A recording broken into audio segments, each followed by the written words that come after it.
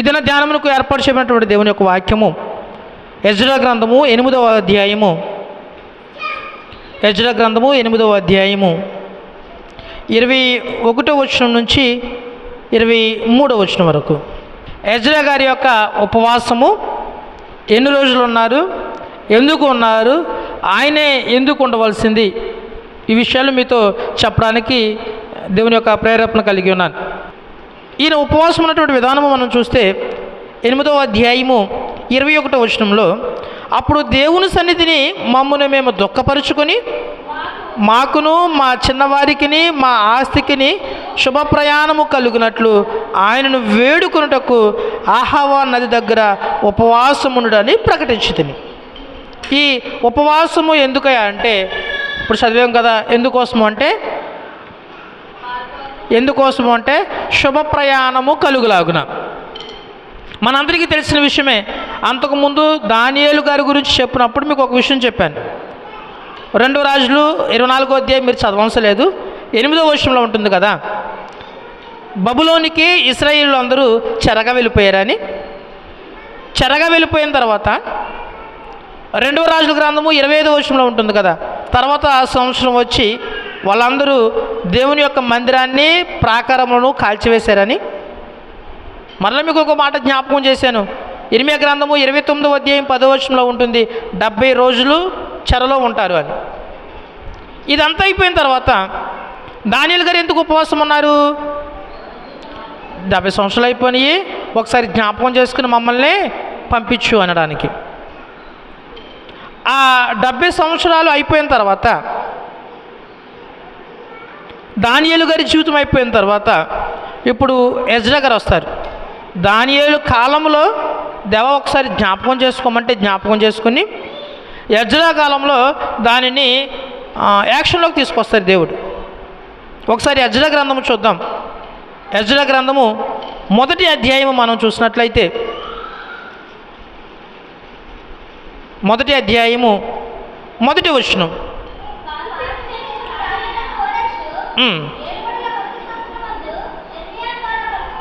ఇర్మియా ద్వారా ఏం పలికారు?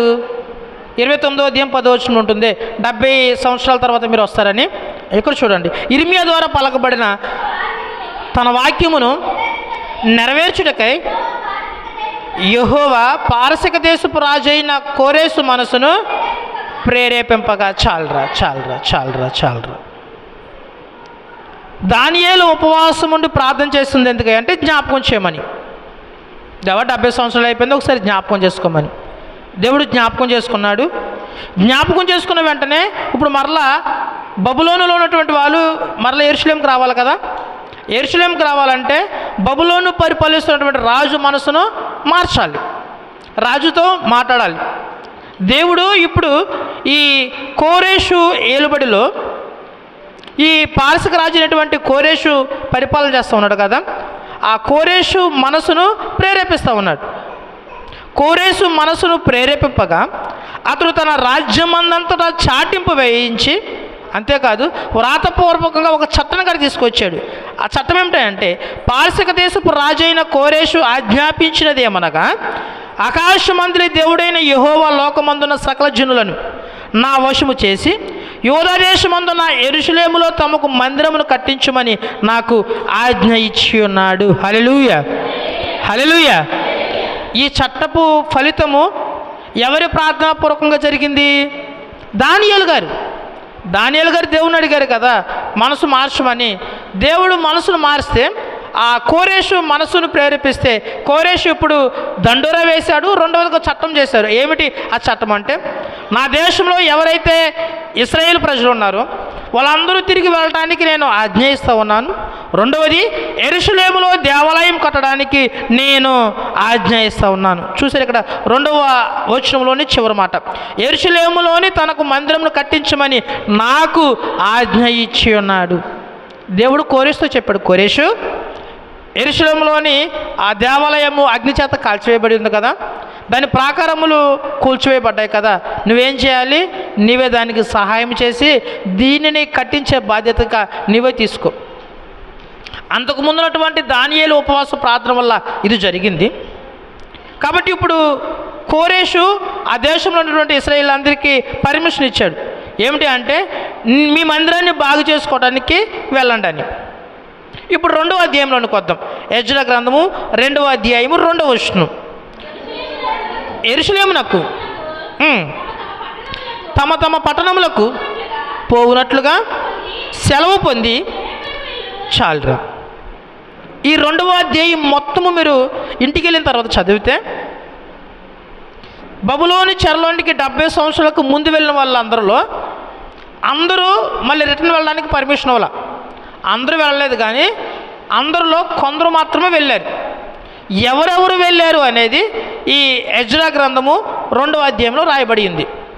మీరు జాగ్రత్తగా అర్థమవుతుంది కదండి. ఇప్పుడు మనము ఎజ్రా గ్రంథం అంతా ఒకసారి చూస్తూ ఉన్నాం. ఎందుకు ఎజ్రా గారు ఉపవాసం ఉన్నారు అనేది మనం తెలుసుకోవటం కోసం. ఎందుకు ఉపవాసం ఉన్నారు అనేది తెలియాలంటే ముందు మనకి చరిత్ర తెలియాలి. కాబట్టి ఈ మాటలు మీకు చెప్తా ఉన్నా. మొదటి అధ్యాయంలో వెళ్ళడానికి పర్మిషన్ ఇచ్చారు.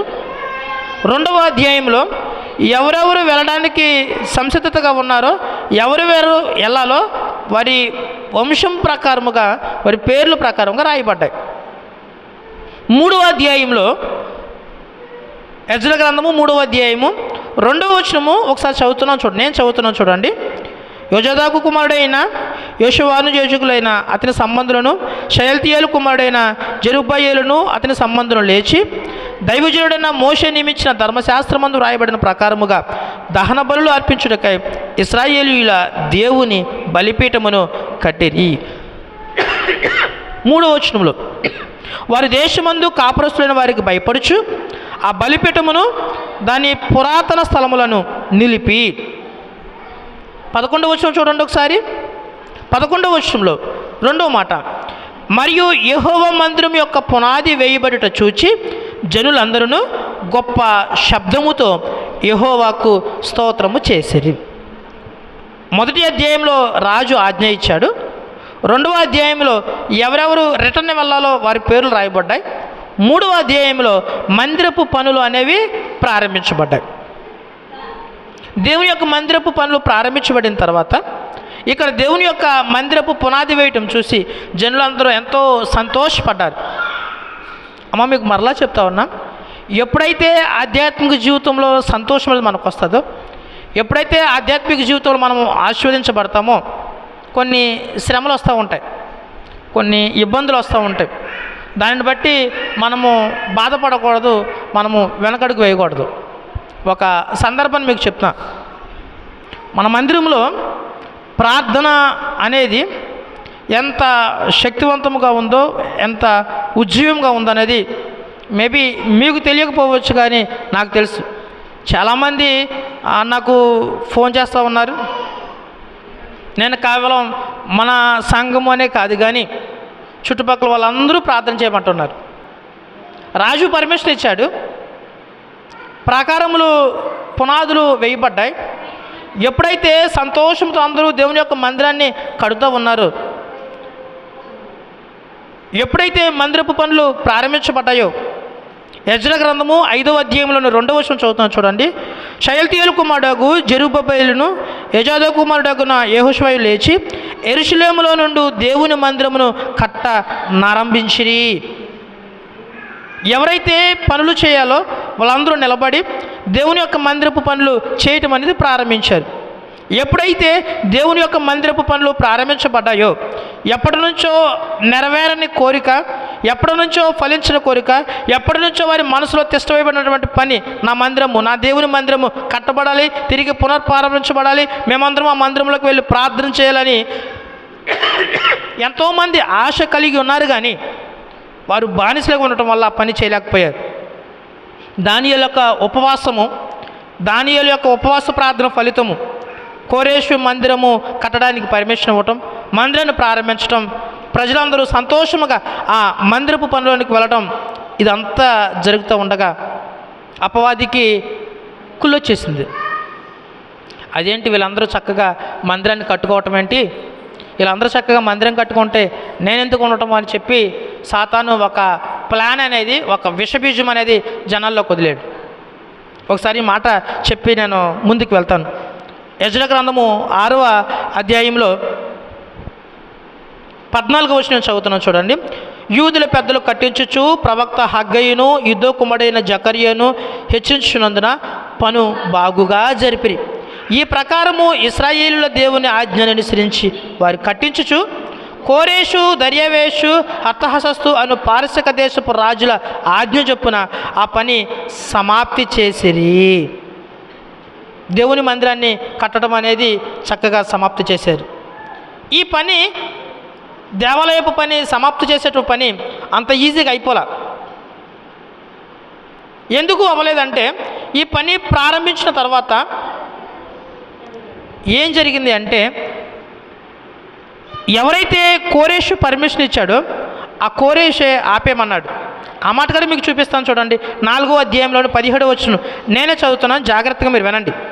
అప్పుడు రాజు మంత్రియగు రెహూమునకును లేకుడగు షిమ్యోనుకుని షోమ్రోనులో నివసించే వారి పక్షంలో ఉన్న మిగిలిన వారికిని నది యువతల నుండి తక్కిన వారికిని మీకు క్షేమ సంపరాప్తి యొగును గాక అని ఈ మొదలగు మాటలు వ్రాయించి సెలవిచ్చినదేమనగా, మీరు మాకు పంపిన ఉత్తరమును శాంతముగా చదివించుకొని ఉన్నాం.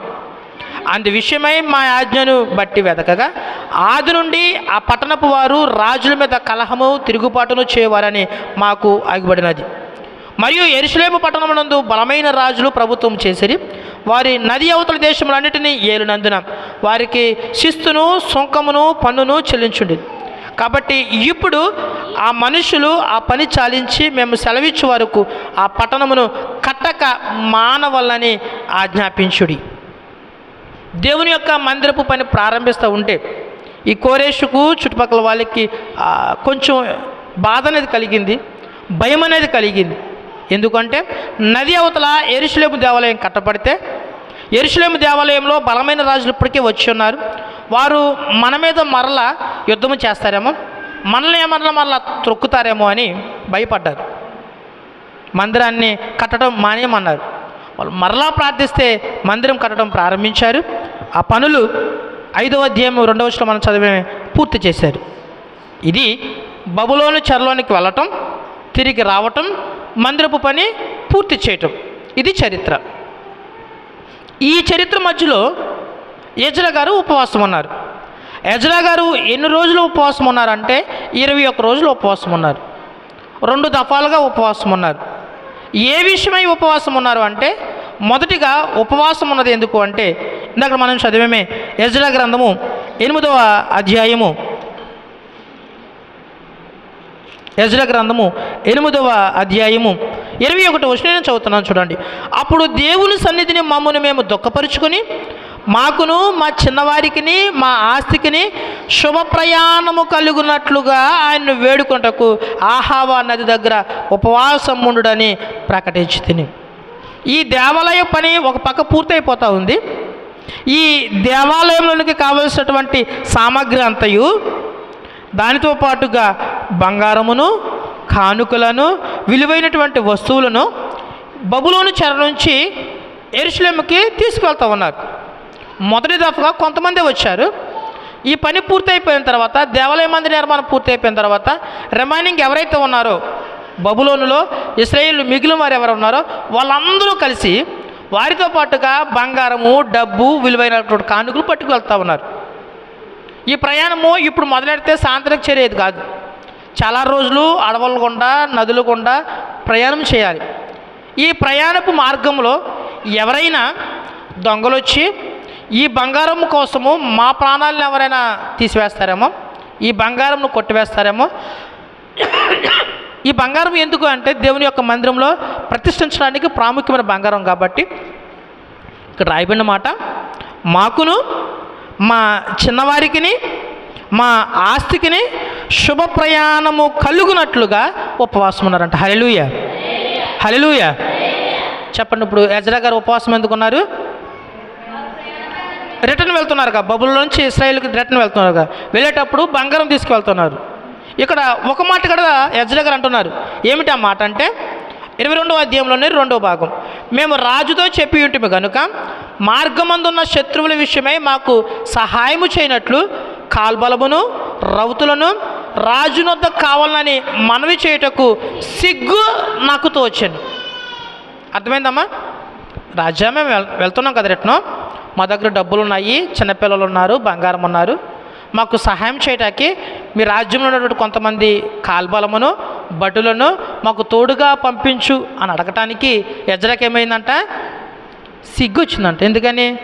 ఆ రాజుని మేము ఇప్పటికే చాలా పర్మిషన్లు ఇచ్చారు, చాలా సహాయం చేశారు, తిరిగి మేము వెళ్ళడానికి అవకాశం ఇచ్చారు, డబ్బు ఇచ్చారు, ఇన్ని చేసి కూడా మళ్ళీ మేము వెళ్ళటానికి మీ సేవకులు మాకు సహాయం చేయని ఎన్నని అడగము అని ఎజ్రాకి సిగ్గొచ్చి, ఇంకే ఈయన అడగటం కన్నా అందరికీ మించినటువంటి దేవుణ్ణి అడగటం బెటర్ అని ఉపవాసం ఉండి ఆ నది దగ్గర 3 రోజులు, ఇక్కడ రాయబడిన మాట 23వ వచనం, మేము ఉపవాసం ఉండి ఆ సంగతిని బట్టి మా దేవుని వేడుకొనగా ఆయన మా మనవి అంగీకరించెను. ప్రెజెంట్ హల్లెలూయా.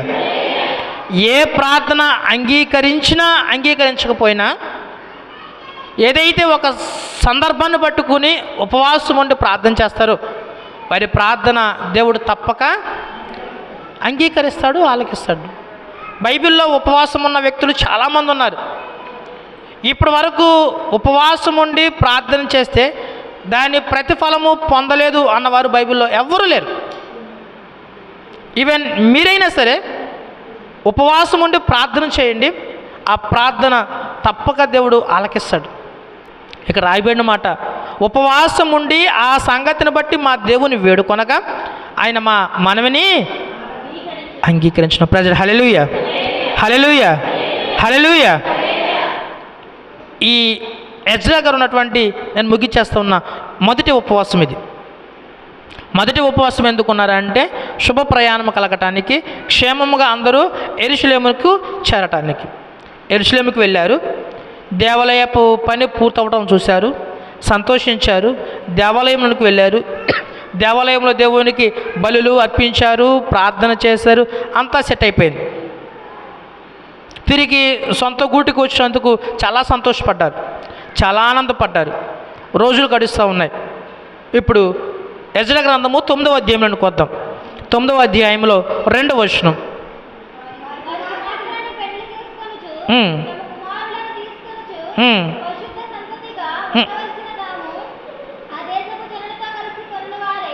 చాలరా. ఈ 9వ అధ్యాయంలో మొదటి వచనంలో కూడా ఉంటుంది, ఇశ్రాయేలును, యాజకులను, లేవీయులను, కనానీయులను, హిత్తీయులను, పెరిజ్జీయులను, యోబీయులను, అమ్మోనీయులను, మోయాబీయులను, ఐగుప్తీయులను, అమోరీయులు అనే దేశపు జనుల నుండి తమ్మును తాము వేరుపరచుకొనక.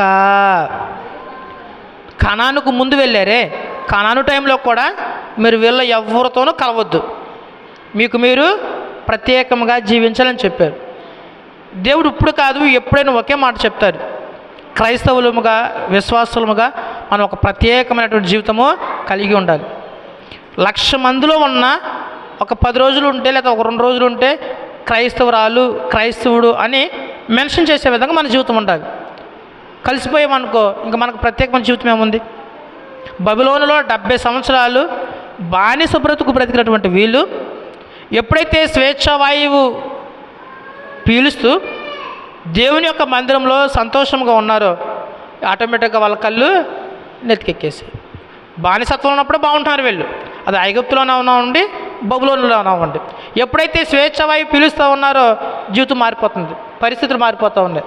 9వ అధ్యాయంలో, 8వ అధ్యాయంలోనే యెరూషలేముకు వచ్చారు బబులోనే, 9వ అధ్యాయంలోనే మళ్ళీ పాపంలో పడిపోయారు. ఏమిటి ఆ పాపం అంటే, మనము అన్యుల పిల్లలని పెళ్లి చేసుకోకూడదు, దేవుని ఎరగని వారిని వివాహం చేసుకోకూడదు. ఇది ఇప్పుడే కాదు, ఎప్పుడైనా మనము జ్ఞాపకం చేసుకోవాల్సినటువంటి అంశం ఇది. ఇక్కడ 8వ అధ్యాయంలో బబులోను నుంచి యెరూషలేముకు వచ్చారు, 9వ అధ్యాయంలోనే ఎవరితో అయితే వివాహము చేసుకోవద్దని పర్టికులర్గా దేవుడు చెప్పాడో వారితోనే వివాహము చేసుకుని పాపంలోనికి వెళ్ళిపోయారు. ఈ అపరాధం వల్ల దేవుని యొక్క కోపానికి వీరు బలైపోయారు. వీరు బలైపోయటం వల్ల ఎజ్రా గ్రంథము 9వ అధ్యాయము 6వ వచనం చదువుతున్నాను చూడండి. నా దేవా, నా దేవా, నా ముఖము నీ వైపు ఎత్తుకుంటకు సిగ్గుపడి ఖిన్నుడినై ఉన్నాను. నా దోషములను మా తలకు పైగా ఎచ్చి ఉన్నవి, మా అపరాధము ఆకాశమంత ఎత్తుగా ఉంది. 6వ అధ్యాయం నుంచి చివరి వచనం, 15వ వచనం వరకు దానియేలు ఎజ్రా గారు వీళ్ళ కొరకు ప్రార్థన చేస్తారు. దేవుడు అయిన ప్రార్థన అంగీకరించడు. నేను ముగిచేస్తా ఉన్నా. ఎజ్రా గ్రంథము 10వ అధ్యాయము 7వ వచనం చూసినట్లయితే, చెర నుండి విడుదల పొందిన వారందరూ యెరూషలేమునకు కూడి రావాలని యోధా దేశమంతట యందును యెరూషలేము పట్టణమందును ప్రకటన చేయబడెను.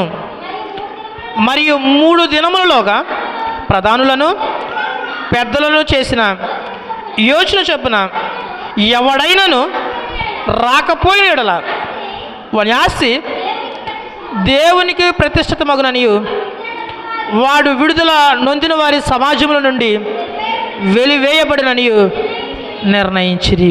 ఇది ఎజ్రా గారితో పాటు ఇశ్రాయేలు అందరూ చేసినటువంటి 2వ ఉపవాసం. మొదటి ఉపవాసం అనుకున్నారు, బబులోను నుంచి యెరూషలేముకు తిరుగు ప్రయాణంలో శుభ ప్రయాణము జరుగులాగున. ఇది 2వ ఉపవాసము. ఈ ఉపవాసము ఇంకా కఠినంగా, నిజంగా ఇది చట్టం చేసి పెట్టేదో బాధ వదిలిపోతుంది. ఏం చెప్పారు తెలుసా?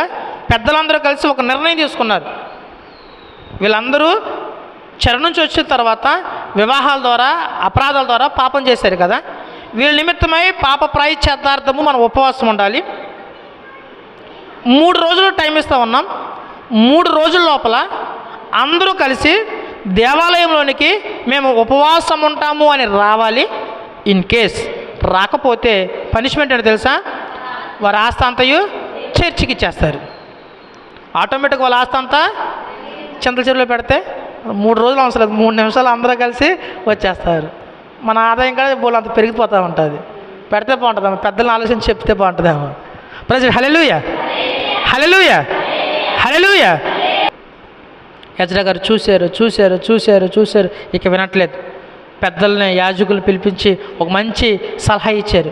ఏంటి ఆ సలహా అంటే, 3 రోజుల్లోగా పిల్లలేంటి పెద్దలేంటి అందరూ మందిరంలోకి వచ్చి మోకరించి చూడండి, ఉండకపోతే ఆస్తి అంతా ఇచ్చారు. ఎప్పుడైతే ఎజ్రా గారు ఈ మాట చెప్పారు, వెంటనే వాళ్ళందరూ ఆస్తికి భయపడ్డారా, ఎజ్రాకు భయపడ్డారా, దేవునికి భయపడ్డారా తెలియదు. కానీ 9వ వచనం చదువుతున్నా చూడండి. యోధా వంశస్థులు అందరూ బెన్యామీనులు అందరూ ఆ 3 దినములలోగా యెరూషలేమునకు కూడి వచ్చిరి. అది 9వ నెల. ఆ నెల 20వ దినమున జనులందరూ దేవుని మందిరపు వీధులలో కూర్చుని గొప్ప వర్షాల చేత తడియుచు ఆ సంగతిని తలంచు వణుకుచుండరి. ప్రైజ్ లార్డ్, హల్లెలూయా. ఇక ఎవ్వరు ఇలా దగ్గర లేరమ్మా. అందరూ కలిసి మందిరపు పురవీధులకు వచ్చేసారు. ఆ మందిరపు ప్లేస్ అలక ఆ మందిరపు వీధిలో ఉన్నారు. పైన జోరున వర్షం వస్తూ ఉంది. అయినా దనకక వర్షంలో తడుస్తూ ఉపవాసం ఉన్నారు. ఎజ్రాతో పాటు వాళ్ళందరూ ఉపవాసం ఉండి ప్రార్థన చేస్తే దేవుడు వారి యొక్క ప్రార్థన ఆలకించి వారు చేసినటువంటి తప్పును సరిచేసి, ఆ వివాహ విషయంలో వారు చేసినటువంటి దోషము, తర్వాత మీరు ఇంటికి వెళ్ళిన తర్వాత చదవండి 16వ వచనం నుంచి 44వ వచనం వరకు ఎవరైతే అన్యులను పెళ్లి చేసుకున్నారో వారందరి లిస్ట్ ఇక్కడ రాయబడుతూ ఉంటుంది. వారందరి పక్షాన ఉపవాసం ఉండి ప్రార్థన చేసి వారి దోషాన్ని పరిహరించినట్లుగా మనం చూస్తాం. ఎజ్రా గారు ఉపవాసం ఉంది 2 కారణాల చేత. ఒకటి, తిరుగు ప్రయాణంలో శుభ ప్రయాణము జరుగులాగున. రెండోది, వాళ్ళు చేసినటువంటి తప్పులను దేవుని చేత క్షమింప చేయడానికి, ఓపింప చేయడానికి. ఈ సంవత్సరంలో ఇప్పటి వరకు మనం చేసినటువంటి అపరాధములన్నిటినీ దేవుని యొక్క పాదాల చెంత పెట్టేద్దాం. దేవా, తెలుసో తెలియక చిన్న తప్పులు చేసాం, ఇప్పుడు మేము ఉపవాసం ఉండి ప్రార్థన చేస్తూ ఉన్నాం. ఎజ్రా కాలంలో ఎజ్రా ఉపవాస ప్రార్థన ఏ విధంగా అయితే ఆలకించి అంగీకరించి వారి యొక్క అపరాధముల నుంచి ఏ విధంగా అయితే విడుదల కలిగించావో మేమందరం కలిసి ఉపవాసం ఉంటున్నాం. మా ప్రార్థన కూడా ఆలకించి మా పాపం నుంచి పరిహరించి మమ్మల్ని కూడా నిర్దోషులుగా చేయమని ప్రార్థన చేద్దాం. ఎజ్రా ప్రార్థన ఆలకించినట్లుగా మన ఉపవాస ప్రార్థన కూడా దేవుడు ఆలకించును గాక. ఎజ్రా కాలంలో దేవుడు మందిరాన్ని కట్టి వారందరినీ ఏ విధంగా అయితే నిర్దోషులుగా చేశారు, అదేవిధంగా మన జీవితంలో కూడా మన అపరాధం నుంచి మన పాపం నుంచి దేవుడు మమ్మల్ని నిర్దోషులుగా చేయను గాక. ఇచ్చిన వాక్యము మన వినుకుడిలో దేవుడు అంగీకరించును గాక.